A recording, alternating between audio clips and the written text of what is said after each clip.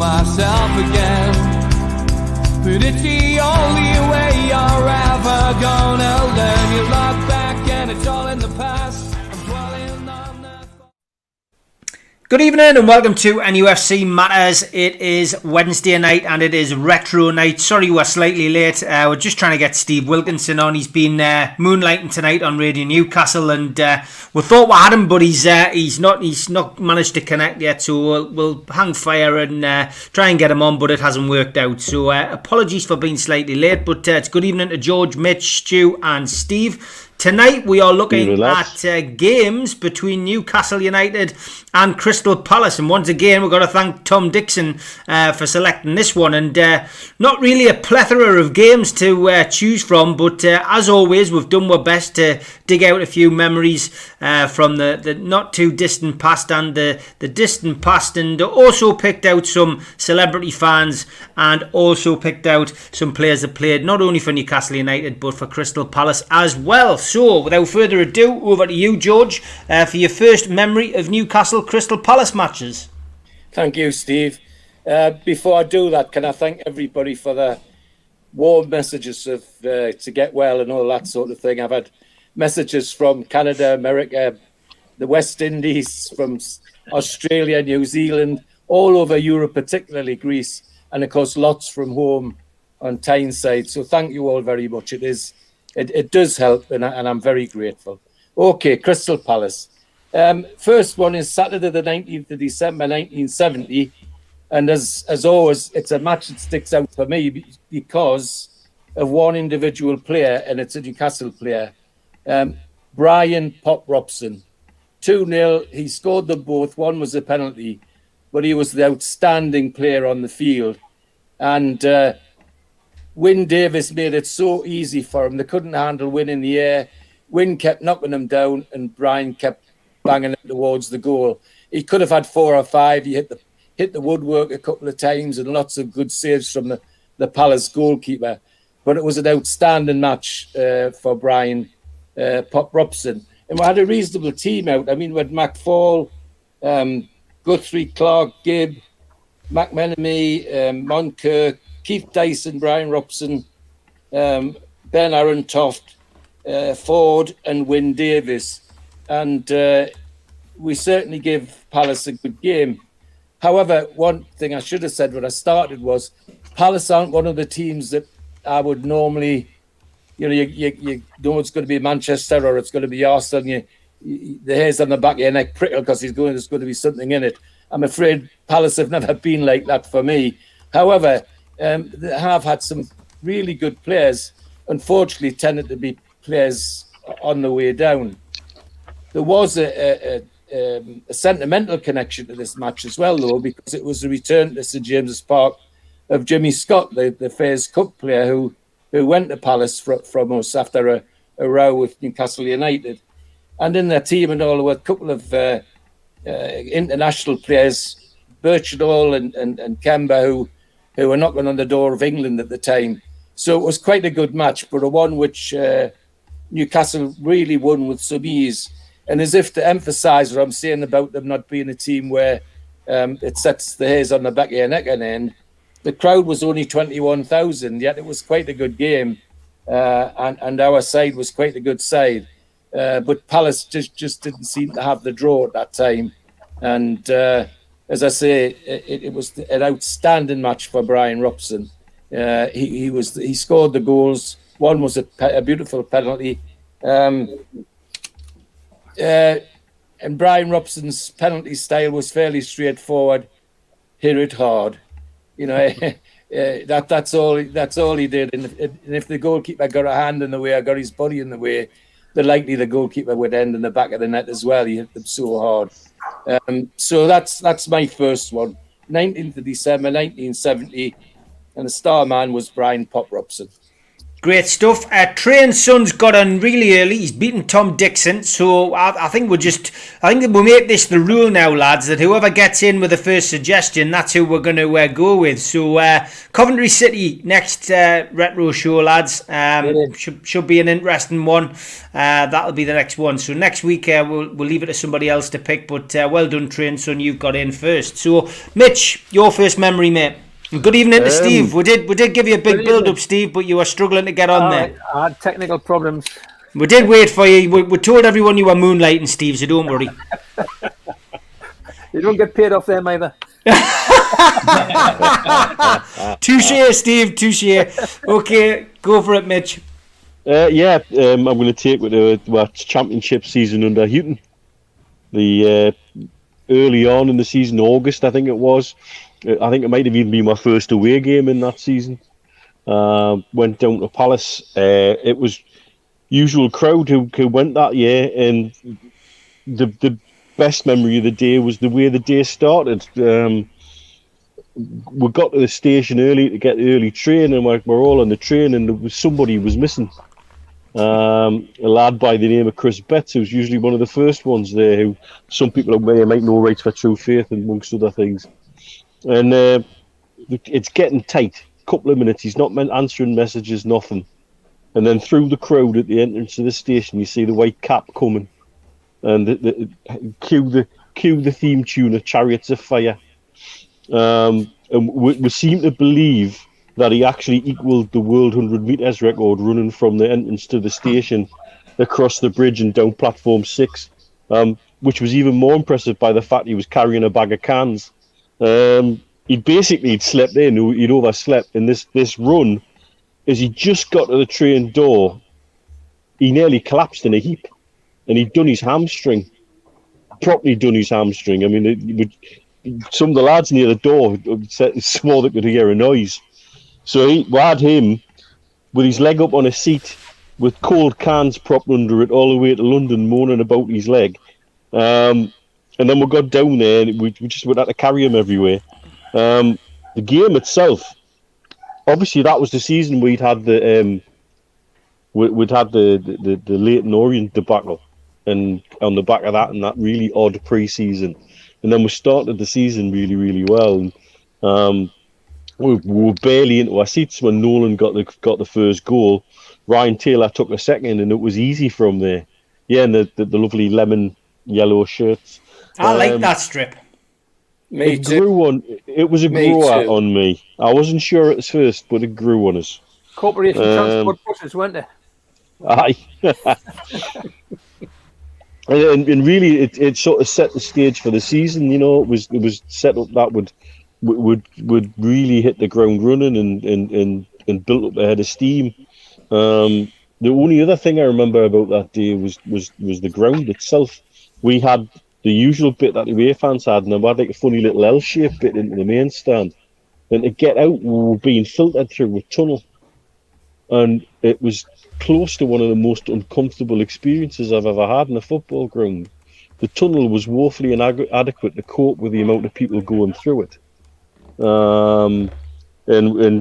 Jamie Fenner was with that day, and Jamie made a comment. He was in the crowd, that Spurs crowd at Hillsborough, when everybody got carried over and had to spill into the adjacent paddock. And he 85. Said it felt, and he said it felt exactly like that. And I've got to say, it's close to one of the most uncomfortable couple of minutes I've had in a ground, because there was no way I was under control of where I was walking. The crowd through that tunnel. I mean, thankfully it was. You think that sometimes with me, Mitch. Well, that's very true. That's very true. It being carried through a tunnel. Thankfully, it was happy, boisterous fans, not pissed off fans or nobody causing trouble. But it just goes to show, like, even as recently as 2009, there's woefully inadequate grounds that fans are being made to go into, and when are clubs going to learn lessons? Yeah, fantastic. Steve, good to see you. Jeff Willocks, I'm sure you saw the comments, and well done on Radio Newcastle tonight. So obviously you were speaking a lot of sense as usual. Yes, it's talking about the present times, which actually brings me on to the game, because the first game for me tonight is at similar times only 5 years ago when Rafa took over after Steve McLaren was sacked exactly 5 years today, 10th of March, when Steve McLaren was shown the door. Sadly, it hasn't happened this year for our current manager, but it sort of shows the situation we're in with 10 or 11 games left. And we actually had a dodgy start, and then we picked up when Rafa sorted the team out. And he started to play. He pointed Sissoko as captain, having dropped Shelby, who had been captain. Interesting note with Steve Bruce there. And we played Palace third last game, and we'd actually, even though we'd had a dodgy start under Rafa, but we'd picked up a bit, we're still in second bottom place. A bit like Sheffield United, Villa were well and truly gone, and we had a game 3-3 from the end against Palace, and as it happened, we won 1-0. Quite a tense game, if you remember. There was only 3 games left in the season. We still had a chance. It was really down to whether Sunderland, Norwich, or ourselves went down, and we played Palace, and a very tense game. And we took the lead with Andros Townsend, who obviously now plays for Palace. And I think, Rafa certainly wanted him to stay. Had we stayed up, I think he probably would have done so. Great free kick, just the sort of thing you want a free kick to go in on about the hour. And then the big drama of the game was Palace got a penalty. And who would take it? Johan Kabay. And you just thought, here we are, relegation going to be sealed on the fact that our ex-player is going to score. And fantastic save by Darlow. He's pretty good on penalties. He saved those, the following season he saved those against Forest, and he saved first player to save against Fernandes at Man United this season, even though we still ended up losing. So he saved the penalty. We won 1-0, and we got out of the up to 17th for a brief spell. But unfortunately, Sunderland had game in hand, and probably, not necessarily against the expectations, but they had 2 games against Chelsea and Everton, and they won them both, and that put us down before we went to play the Villa game. It was already too late by we played them. But that Palace game was really tense, and in our memories, and I picked that game because it's really the scenario we're about to get in now with over the next 2 or 3 months. So that's my first game. Yeah, I wish Steve Bruce was having a look back at games gone by like that and taking the hint, but clearly not. Stu, what's your first game? They're both from the same season. The one that I refer to as the middle season of the first 3 years when we got promoted. So it's the 94-95 season, 1-0 away. The winner was by the maestro, Peter Beardsley. At the end, he scored a rasping, he did a little shimmy dummy, and then with his left foot hit it from maybe 20, 25 yards, and then arrowed into the top corner. But what I remember for that ground is other games, I've been to Sellers Park 3 or 4 times. And it was the only time I've seen Newcastle play at Palace. I've seen them play Wimbledon there. And for another story, I've seen Wimbledon play Chelsea there. But I was staying in Wandsworth. I was working at London Electricity, and between 4 and 6 weeks, I had to go to London for a week's work. So I always used to try and plan it around Newcastle games. So I was staying in Wandsworth, and the lad I was with, the one I previously mentioned, won a lot of money in Vegas. He managed to get 3 tickets, and his friend John, who's a big Chelsea fan, said he'd come with us. So to get from Wandsworth down to the back end of Croydon, isn't it, where the Palace ground is, you've got to get you had to walk into Wimbledon, then get a overhead, then get a tube, then get an overhead, then walk up from there. So John, being the Chelsea fan that he was, said, no lads, I'll drive you there, I know the way, it's a lot quicker. And he took us into central London on Saturday, which for some reason, I don't know why you do that, and there was some protest march on, and we had to take another. Bear in mind, you're in London, and we're playing at a game in London, and it took from 12 o'clock, we got there just before kick-off, nearly 3 hours. So where can you travel to for 3 hours, in a car? And we just managed to get it to the ground. And at the time, we were top of the league, and I'm sure we were still unbeaten then, and this is like middle to the end of October. We were still unbeaten, and the game was a turgid affair. But again, not for the first time, Peter Beardsley lit things up. with the stroke of genius, touch of magic, call it what you want, but they were just when the ball hit the back of the net, it's that feeling never goes, and it makes it better when it's one of your own, someone like Pedro, and it's just amazing.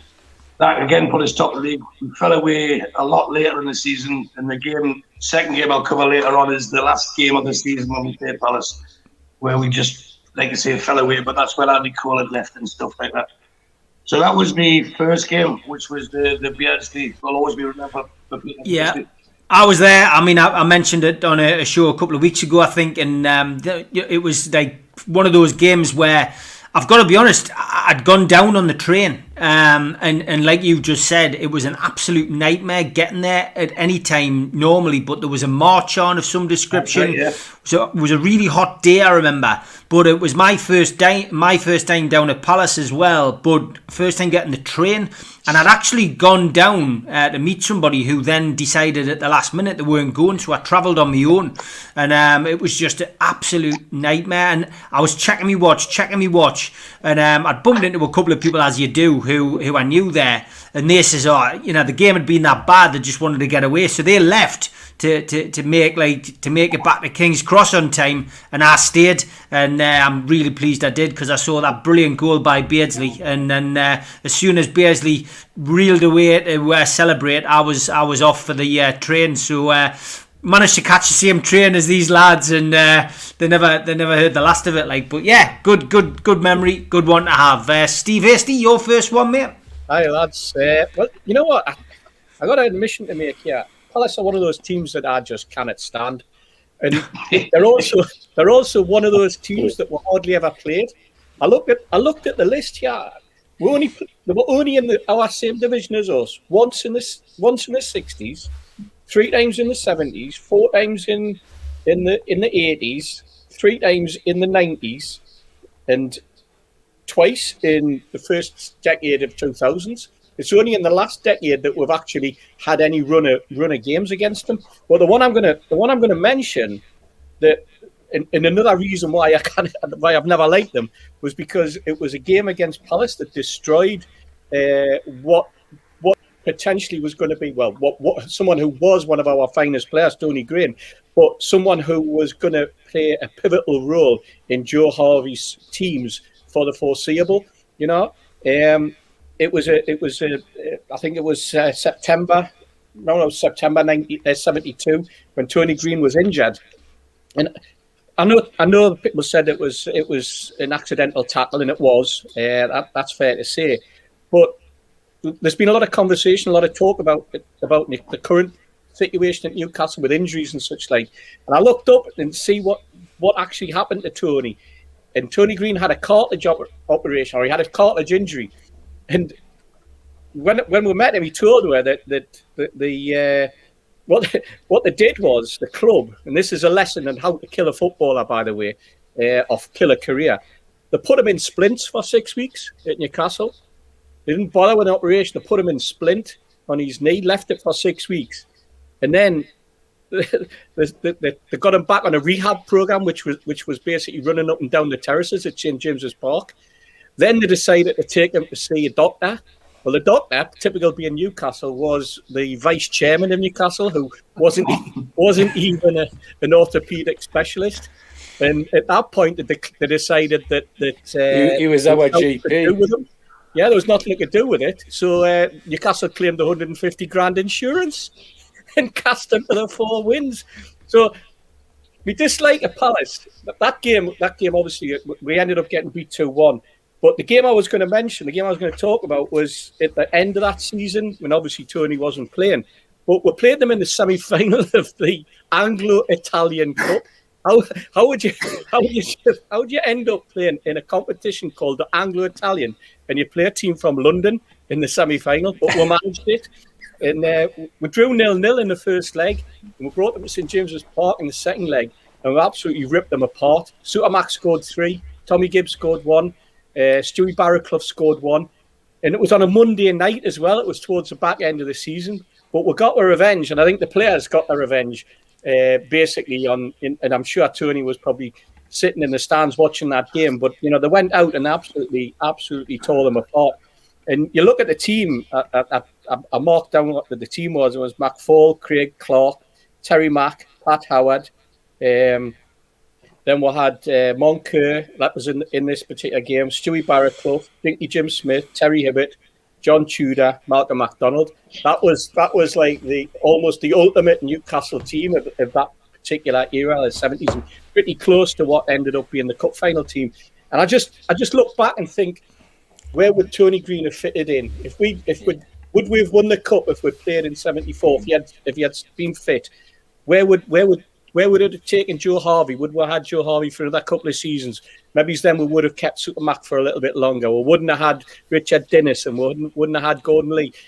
And to me, as a young lad growing up in that part of the '70s, that's when you started, like, the rot set in. You know, that you suddenly realised that football was serious. It wasn't what you read in Shoot magazine or anything like. It was serious. Players did get injured, and it did impact on teams. You know, and as a sort of 16-year-old, when you were going to match and you were having to put up with or the back end of that period in '77 and the Dennis era and beyond, and the rot setting in after that. You know.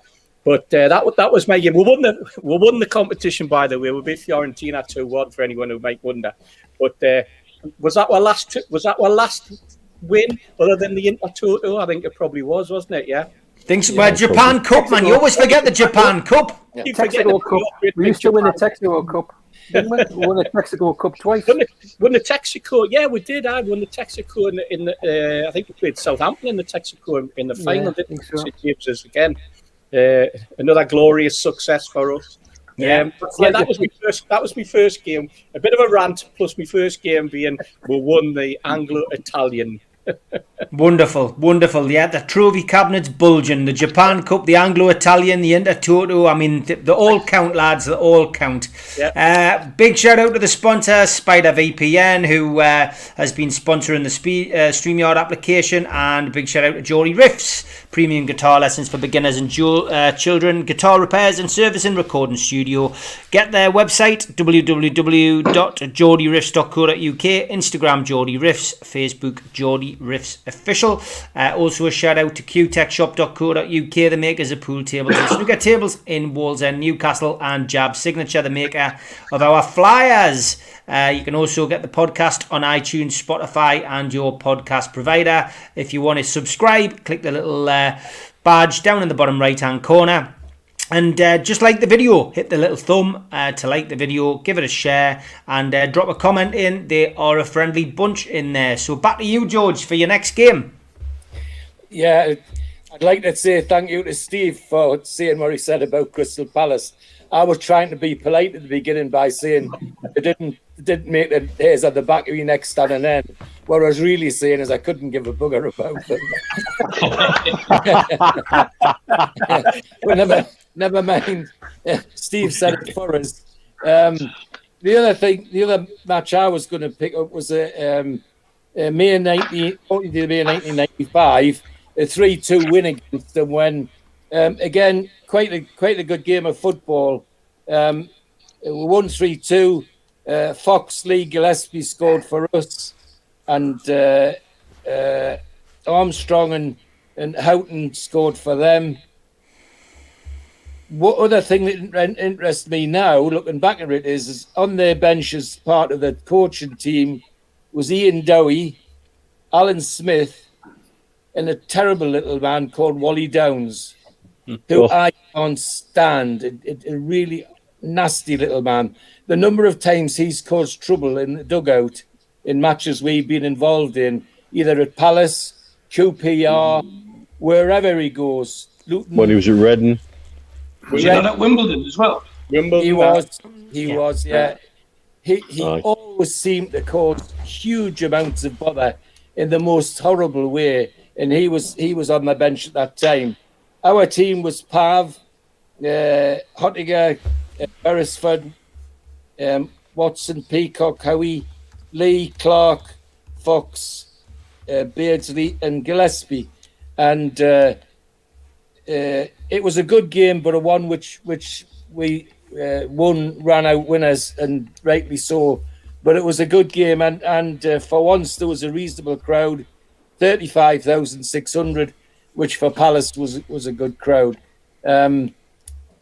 no outstanding players for me that day. It was really a good team performance from Newcastle that day, and they had to be on their mettle because Palace kept coming at them and giving them a hard time.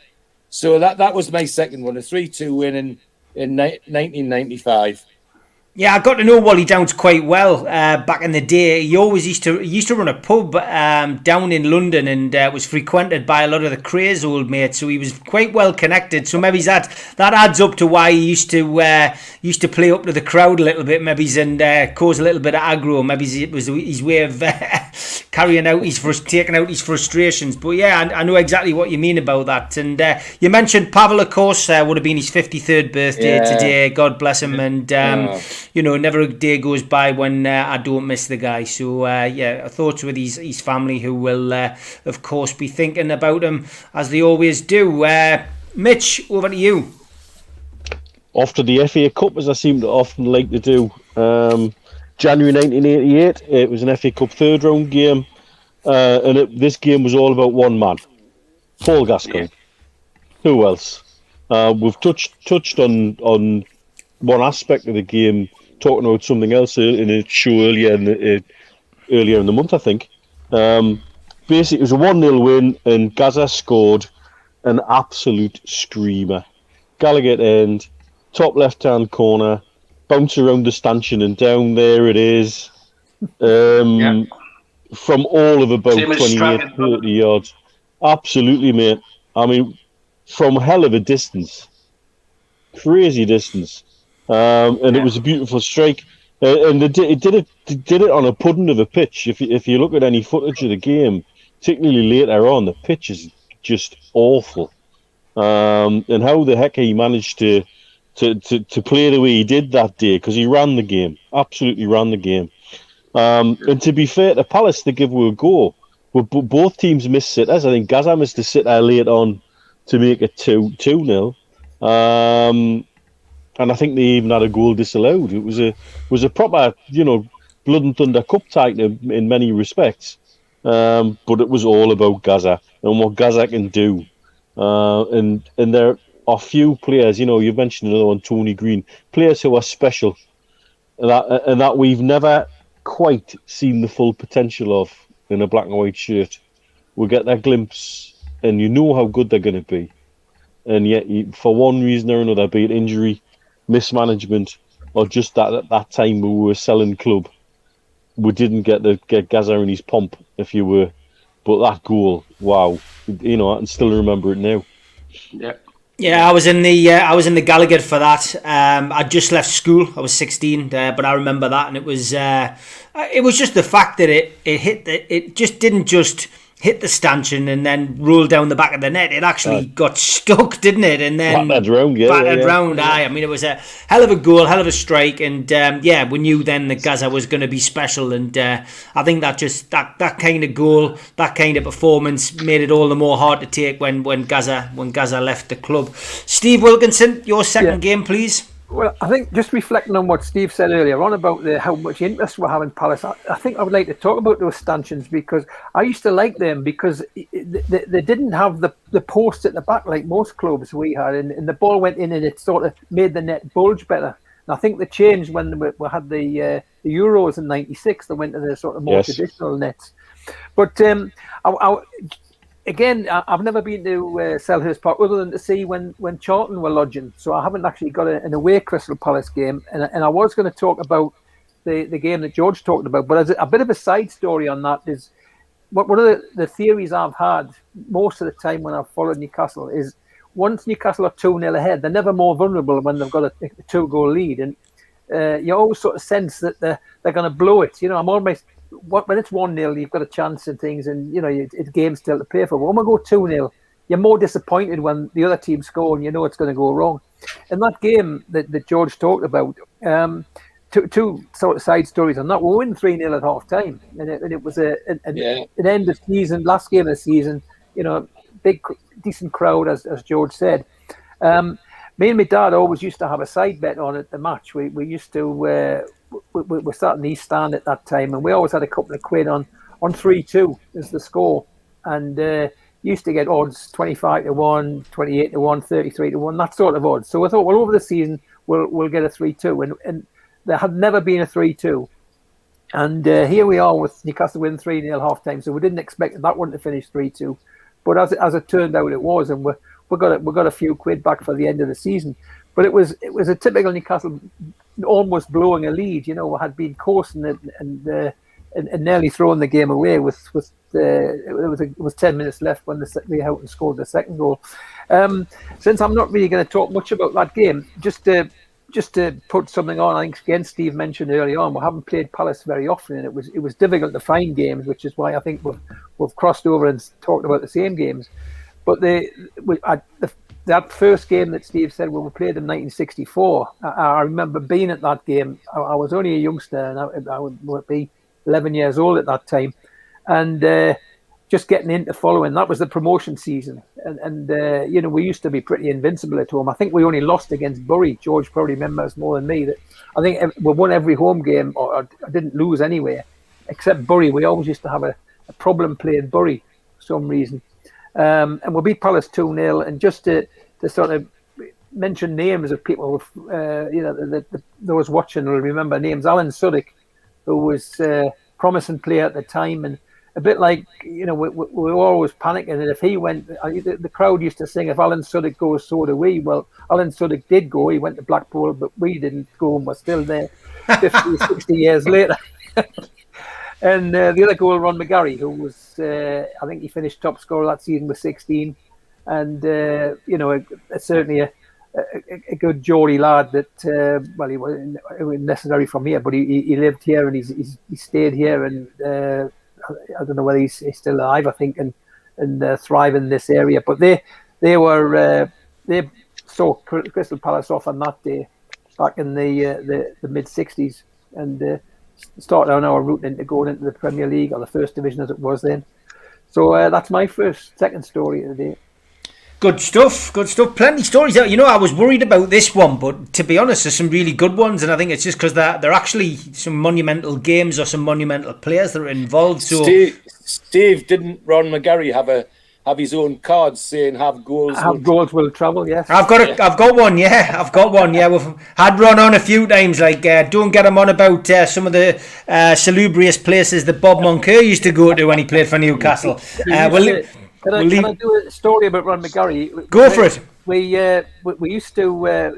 You might remember that the Tyneside Irish Centre used to be the Gallagher Club, which was started with the NSA back in 1979. I think was when it opened, and I was originally secretary. And Ron used to get in, and we used to have a good crack in the bar and things and talking about. He always used to tell stories about clocking in at work and climbing over the fence and going out with a few beers. That seemed to be a typical thing that they did in those days. And he was quite often in the Gallagher Club, having been on a night shift, you know, and he popped out for a couple of hours for a pint.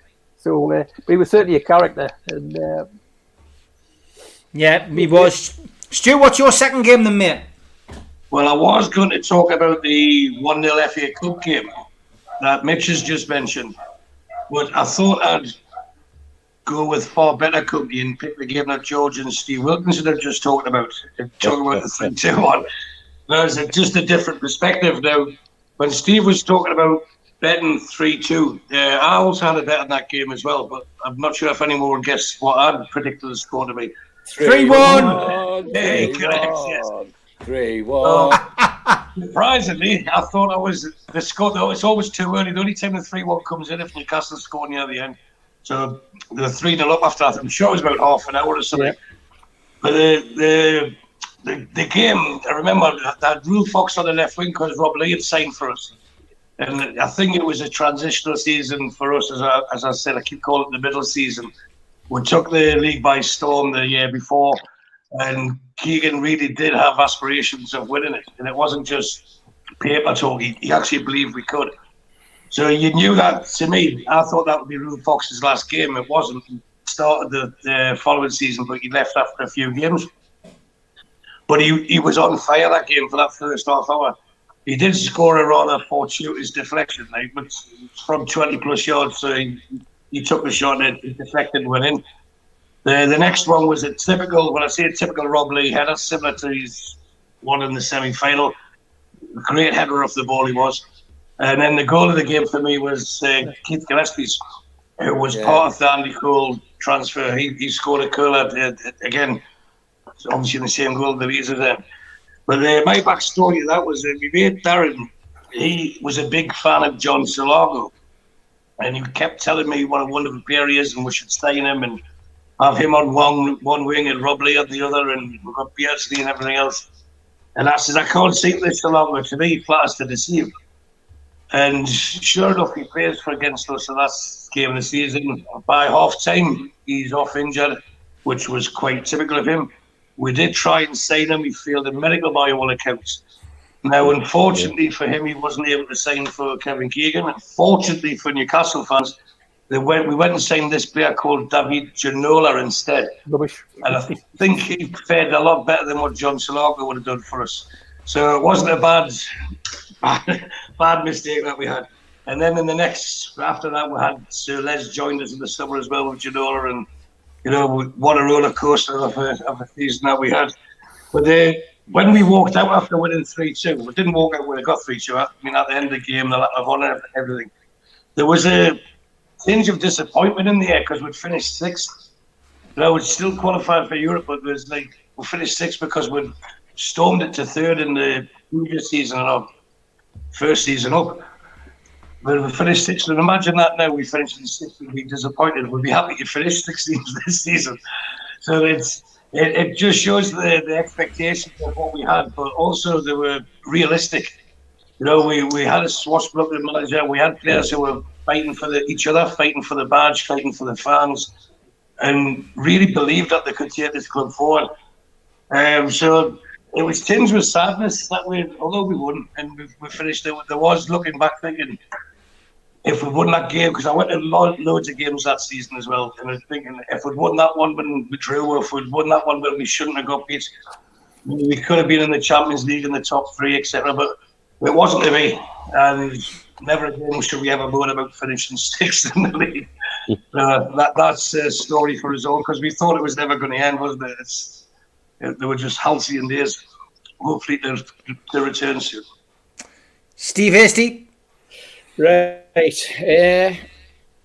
This game, right? This game I'm going to talk about. It's a nostalgia program, right? So we're looking at retro. It's nostalgia.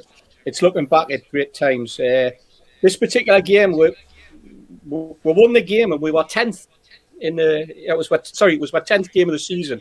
We were 4 points from the top. 6. Well, 4 points from the top 4 place after this game. We were 6 points off the top of the league. We'd won 4, we'd drawn 2, we'd lost 4. And I think when you listen, you go on about nostalgia and you listen to managers talking, and this was a difficult game. And I'm just going to read out the manager's quotes here. He said after the game, the Newcastle manager, he said both teams had it difficult to start with, and they were finding it difficult to score. And it was both teams were lacking a little bit of quality. He says we weren't really creating enough, and I thought that was going to cost us. But he says there was one particular player stood out for him, and it was good to see that real player suddenly come to the fore. He said sometimes you need time with a player, and I think maybe it's not something that we don't give players. But this particular player, the manager felt he needed time. He said the kid wants to play well. He said that he had a lot of opportunities tonight in this particular game. But we're starting to see the best of this lad now. We're starting to see strength. And as I say, sometimes you need time, especially when it comes to price tag. It was 27th of November 2020. We beat Palace 2-0. Joe Linton scored his last goal for Newcastle. That's my nostalgia game. I thought I'd remind you all. I thought, you know what? None of us were there. There was no fans there, and we could end up in a situation where Joe Linton's goals become, or even the idea that you saw a Joe Linton goal in real life. There's going to be very few of us who've seen them, but certainly we didn't see that one. But our manager at that particular time, when you read the quotes from Bruce, that was November. It's just comical. You look at the team. I mean, that team he put out was Darlow, Manquillo, Fernandez and Clark at the back alongside Lewis, Hendrick and Shelvey playing from the holding position. He had Longstaff and Almiron playing up further with Joe Linton and Wilson. And if you remember the game, I think Joe Linton had four really good chances, 4 opportunities to score, which he fluffed. And then he scored that goal at the end, which, you know, some people even thought it was a bit of a mishit. But I must admit, it did look as the longer the game went on, when it got stretched and we had a bit of space, that maybe there was something with him and Wilson there. You know, the way that Wilson laid the ball on and he went through, and vice versa. The little sort of interplay, but we've seen nothing of that since, and it's so disappointing. But you know, maybe we will look on Joe Linton with nostalgia in 10 years' time if we're still doing the retro show and we still can't get into the ground. Stu, that was when Stu was over in Dubai. I think you missed that goal because you were at the Loo, didn't you, Stu? No, that was in Dubai. It was the first goal I missed. If I'd missed Joe Linton, I still wouldn't have even scored anyway. I didn't get back to see that one. Joe Linton's the Wilson goal I missed. Somebody put up there that said that, you know, by 74 we wanted Joe Harvey gone, and yeah, fans did want Joe Harvey gone. It's quite interesting. My point was that if we'd had Tony Green fit, then we might not have wanted Joe Harvey gone. We might have actually won the cup in 74, and then by the start of the 74-75 season, we might have been standing on the terraces shouting Harvey out, as fans did at that particular time. But that was my point, and I agree with everything what the lad said with the strapline there, with his comment that the fans wanted Harvey gone. But like I say, if we'd won the cup, if Tony Green had stayed fit, he hadn't been injured, it might have been a completely different Newcastle United. And we might have seen Harvey for another couple of seasons. We might have seen the team develop. It's all ifs and ands, isn't it? And it's all, you know, this is what football's about. It's all questioning what might have been. And certainly when Newcastle United, nearly everything we talk about is what might have been, what we might have had, what we may have become. But you know what? We're all still talking about football. We're all still talking about Newcastle United, and when we get the chance, we'll all be back in the ground, because that's what real fans do. That's what supporters of a football club do. You know, we've never given up, have we? That's the whole purpose, and that's the beauty of football. So I find it very difficult to explain to people who've never seen him just how good Tony Green was. Yeah. I mean, he wasn't just good, he was outstanding. Not a very big bloke, heart like a lion, and I suspect that heart's what got him injured, actually. He could easily have pulled out and didn't. But what a brilliant player. 2 good feet, long ball, short ball. Makes me smile when I hear we talk about box-to-box players now.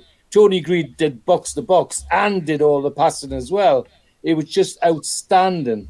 And the team to build a team around somebody like that, Joe Harvey would have had a team for at least 2 or 3 years and easily could have won something. So I agree with Steve. You know what? I've got a memory for next week. When we come to Coventry, there's a memory of a goal involving Tony Green against Coventry, which I'll talk about next week. That George might remember it probably before, many of your times, but I'll not say much about now. So encourages people to tune in next week. But it was a piece of magic from Tony Green in a game against Coventry. We talk about people who didn't score many goals, and this guy scored against Crystal Palace, of course. Patrick Kluivert. Not many goals in a black and white shirt, but he did score that particular day. Ben Arfa, of course, another blast from the past and one of the fans' favourites, notching a penalty there. Tamori Ketspire, another man who managed to put the Eagles to bed. But yeah, hey, you know, for a team that we don't tend to play a great deal, there's actually some memorable games there that you guys have selected. For those of you who've actually been to the ground, I've been, of course, and ironically, I think I fall into the same category as the lads who've been. I've been to see a game which didn't actually involve the home team as well, you know, which is a bit bizarre because obviously they had other residents there. But any memories of the ground itself, Stu? Well, yeah, I watched us play Wimbledon there. That was part of a three away games in 1 week. We had Wimbledon away on the Sunday, Monaco away on the Wednesday, and Coventry away on the following Sunday. And I went to all 3. You know, you just don't know where to think how you managed to make the money there. But the other Wimbledon game was at the League Cup on I think it was a Tuesday or Wednesday. It was midweek anyway. And I had friends who were at university there, so I went down for a couple of days and stayed with them. That was the game when Cole had been in dispute with Keegan, and after Lee Clark had kicked the bag after the game before, I believe might have been Southampton away. And you know, you just thought this is the first signs of discouragement amongst the players. You know, they seem to be so united as they were, but the togetherness. And Cole, I think Cole said something about it earlier this week. I read where Andrew Cole, as he wants to be called, said that he wanted, when Keegan says, "I want you gone," he says, "That suits me," and he went and did a bunk. You know, spat his petulant dummy out as the footballers do these days. So that was, and the other game was the same people I went with to the Newcastle Palace game. With this thing, we didn't go, but no, we did go by car. We went by car again, but it was on a Sunday, and it was Chelsea versus Wimbledon. So I returned the favour with that Chelsea John, who took us to the Newcastle Palace game. I went with him to watch Chelsea play. I was in the Chelsea end and watched them beat Wimbledon. I think it was 4-2, if I remember correctly. They beat them about 4-2. But it is a really difficult ground to get to. I've seen someone put in the comments earlier as well, like the Valley.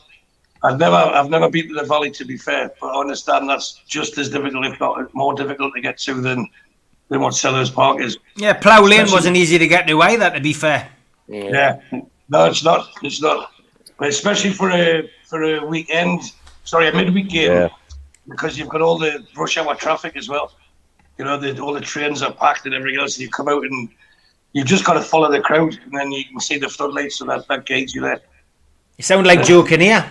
I think I've told that story before, where he used to switch the floodlights on so he could get to Notts Forest's ground because he couldn't remember the way. Absolute classic. Got plenty of content coming up over the next couple of weeks. I do want to point you in the direction of Chris Hall's donation to the food bank. That's on my Twitter, at Steve Wraith. 2 Bobby Robson books and the Bobby Robson DVD. One of the books is signed. Yes, it's signed to Chris, but it's still a collector's item, that signed by Sir Bobby. All proceeds going to food bank. Follow me at Steve Wraith on Twitter. It's currently at £150 for that, so great to have Chris Hall to donate it. Match Day Live, of course, will be this Friday, following on from the Three Amigos show. So the Three Amigos will be at usual time at 5:30 till 7:30, and then you will be joining Chris Hall. I'll just be producing the show, but Chris Hall will be taking you through the match with a good panel of lads and lasses. And as I said, the Three Amigos will be 5:30 till 7:30, and that's a rather stunning poster tonight, lads. I like that. I'm not too happy being in red and white. I've got to be perfectly honest, but Mitch is as well, so he's half and half. Steve looking rather fetching in that yellow number, by the way. And you got tennis there. Not that one, haven't you? No, isn't that film about a Palace firm? It probably is, yeah. That's the reason he's picked it. Good stuff. You know what, Steve? You talk about Palace. I mean, you know, in 48 years since Malcolm Allison was manager, in 48 years, they've had 31 managers. They've had some, and you look at the list of managers, and they've had the dinosaurs. You know, we might have had a list of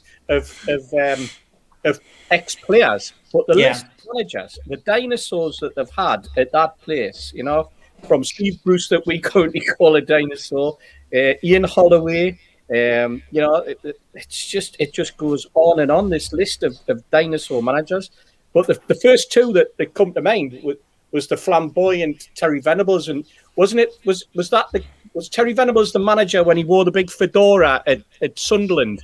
And I think when they played Sunderland in the cup, and he turned up with this big hat or something on. They had a great team. There was a cracking documentary on either Sky or BT Sports last year about the team that they built, and it was a wonderful team. Oh yeah, I mean that's what he was about. That was the flamboyance. But I always felt as though, because of where they were never quite QPR, you know, who had a little bit of flamboyance and the Stan Bulls type of players. They didn't quite make it, and they weren't Chelsea, they weren't West Ham, and he went there and he created something for a while. But then they got Venables as well, you know. So they had all the Jack the lads, they had all the Jack the lad managers as well as the players. But to have 31 managers in 48 years is the wonder why the club has been. And I think they nearly went to administration nearly as many times, didn't they, during that period as well? If the truth be known. Yeah, Malcolm Allison used to wear the fedora, says Train's son. I think you're right. I think Terry Venables took over from Malcolm Allison, if I'm right.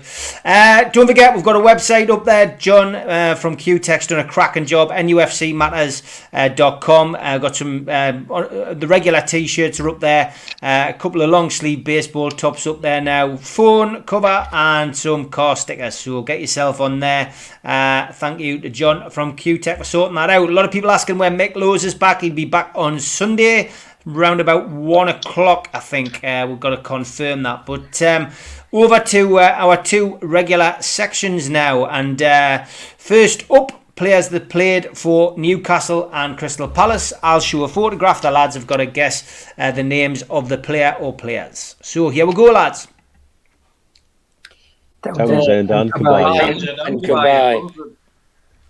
Good stuff. Townsend and Cabaye. That's Andy Thorne. Andy Thorne. Yeah, Andy Thorne, yeah. To be called for something else, that didn't it? Andy Thorne there, of course. Remember his goal at St James's Park where he did the celebration. I remember that. It was at the Gallagher end. Patrick Van Aanholt. Yeah. Patrick Van Aanholt.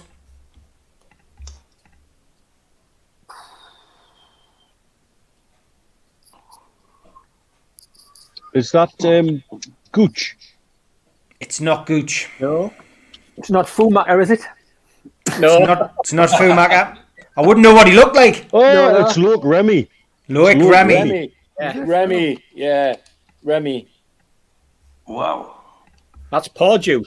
Pardew. Look at them shorts. Fantastic. Tremendous. 90s shorts. Man. Routledge. Wayne Routledge. Wayne Routledge. Oh, Budgie. See, no gloves either.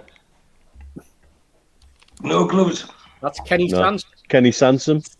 Yeah. And that's it, and that rounds off the players. So that leaves us only with famous fans, fans that support Crystal Palace, or at least are supposed to support Crystal Palace. This often has, I often have a lot of fun with this one, to be fair, but some easy, some hard. See what you get, lads.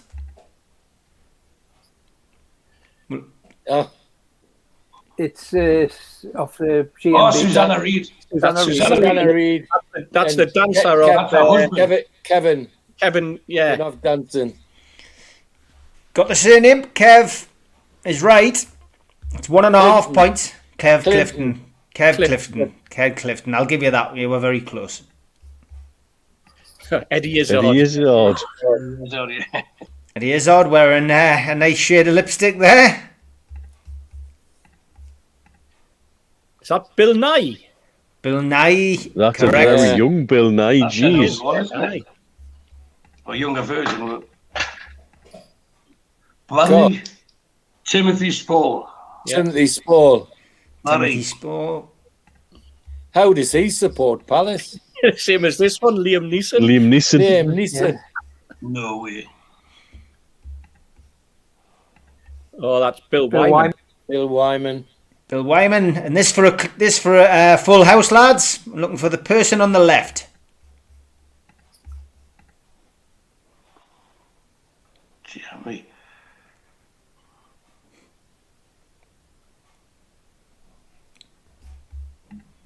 Look at him smiling in the top corner.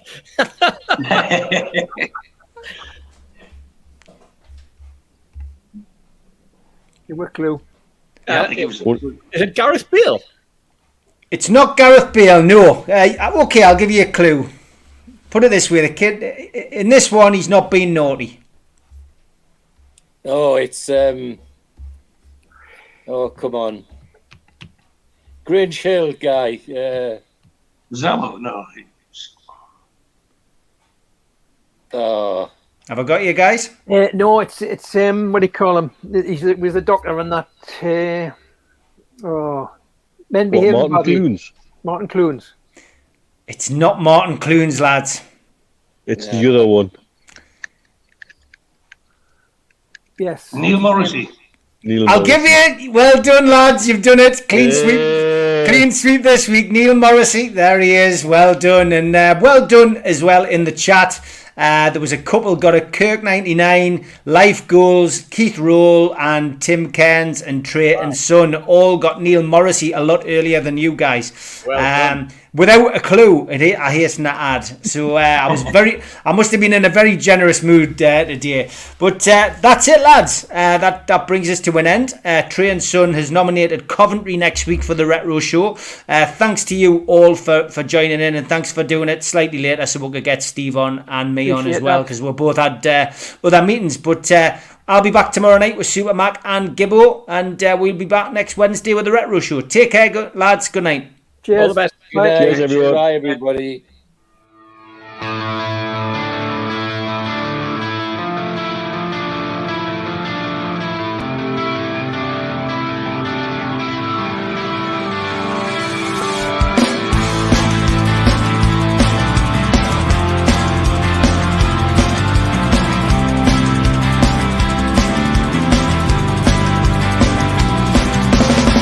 Head back with your critics attack.